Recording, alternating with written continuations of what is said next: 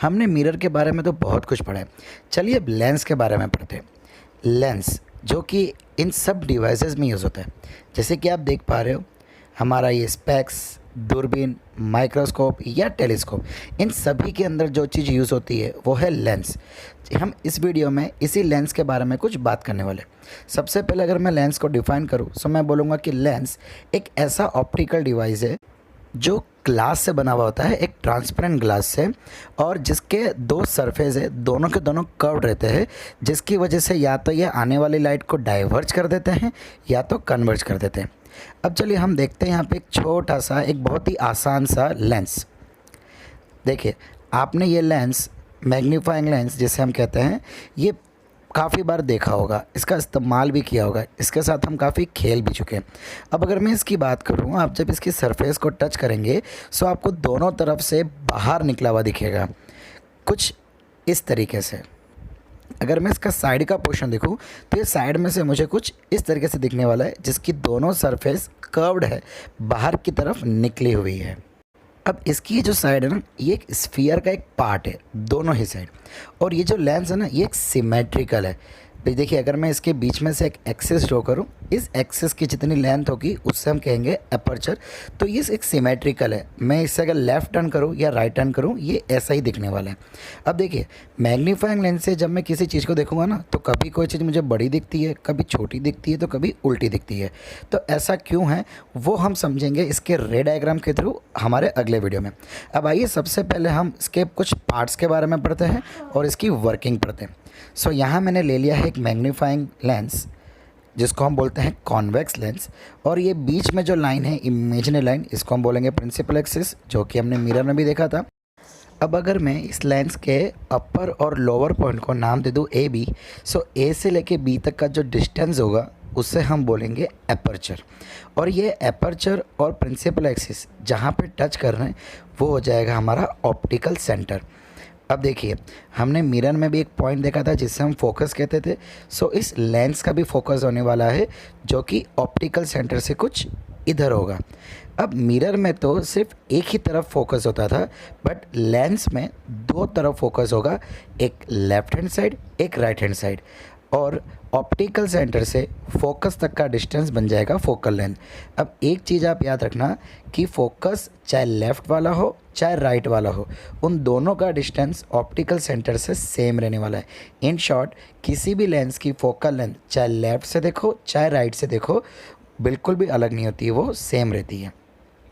अब focal length को अगर मैं डबल कर दूं, यानी कि रेडियस ऑफ कर्वेचर, सो इस जगह पे मुझे मिल जाने वाला है मेरा सेंटर।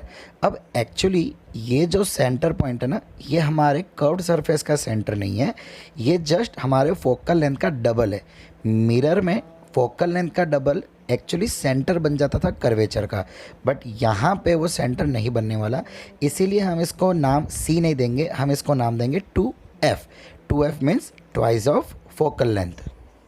और ये पॉइंट जिसे हम 2F कहते हैं, ये भी लेंस के दोनों तरफ होने वाला है, एक लेफ्ट हैंड साइड और एक राइट हैंड साइड, और इसका भी डिस्टेंस दोनों ही तरफ से सेम रहने वाला है।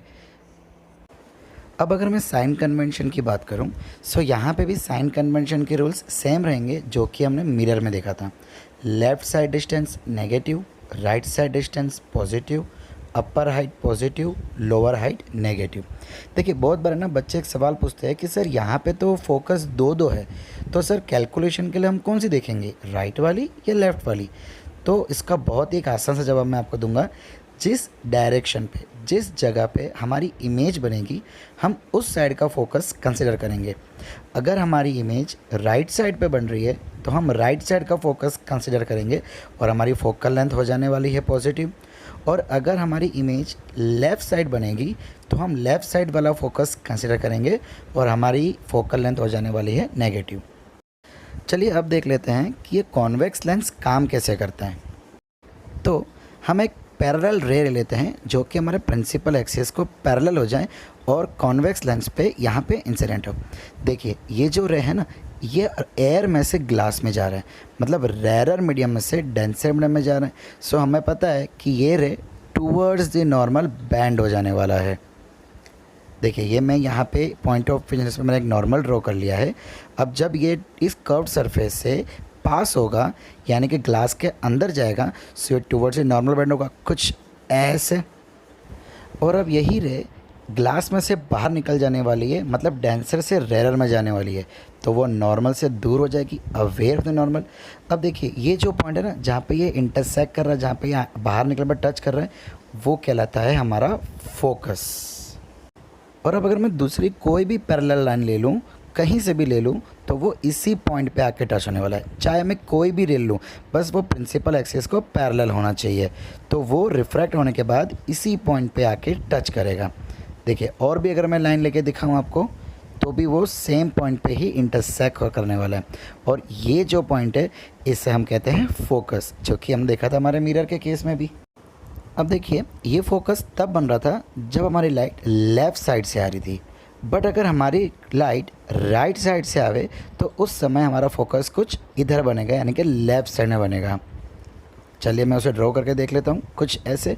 तो देखिए ये लाइट आई, रिफ्रैक्ट होके इस पॉइंट पे आ गई। सो हम कहेंगे कि हमारी कॉन्वेक्स लेंस की दो फोकाई होती है, दो फोकस फोकाई।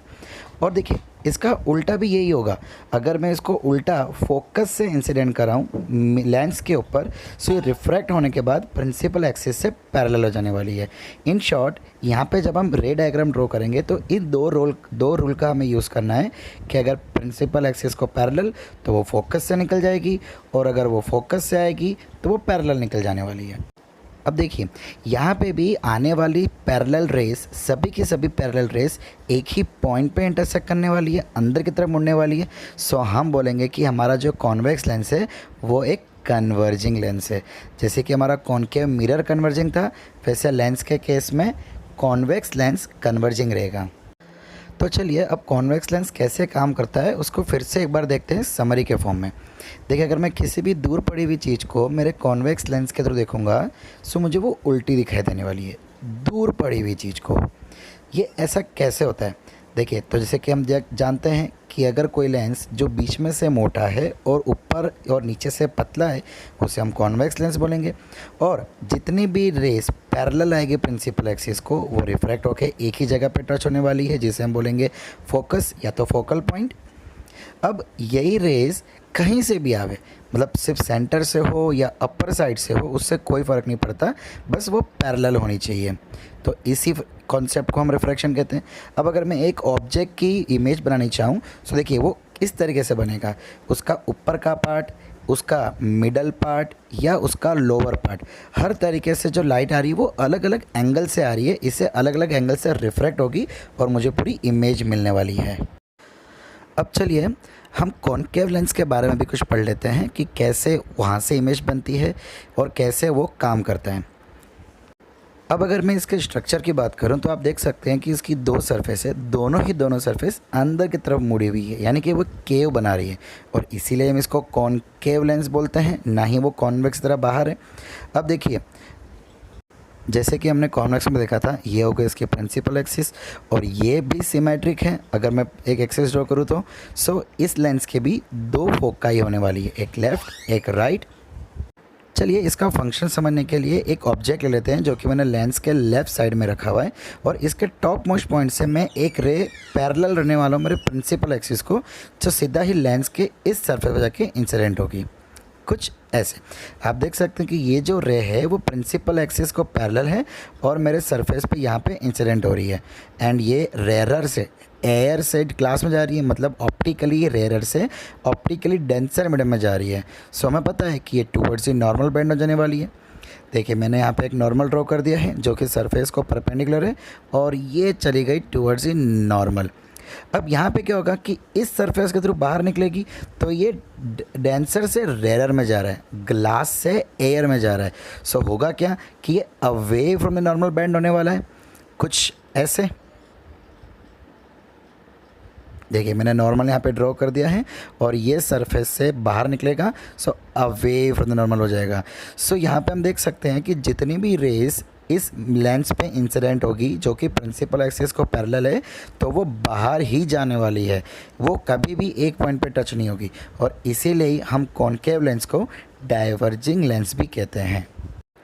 अगर हम कॉन्वेक्स लेंस को याद करें सो उस केस में रेस पैरेलल आती है तो वो फोकस पे इंटरसेक्ट हो जाती है, अंदर की तरफ कन्वर्ज हो जाती है। बट कॉन्केव लेंस में यही चीज़ बाहर जा रही है। बट अगर रिफ्रैक्टेड रे को मैं पीछे की तरफ एक्सटेंड करूं सो वो कंपलसरी फोकस पे ही टच होने वाला है। देखिए मैं क्या कर रहा हूँ, यही रिफ्रैक्टेड रे को है ना पीछे की तरफ एक्सटेंड कर दिया सो वो कंपलसरी फोकस पे ही इंटरसेक्ट होगी और लेफ़्ट साइड वाला फोकस बन जाएगा मेरा प्रिंसिपल फोकस।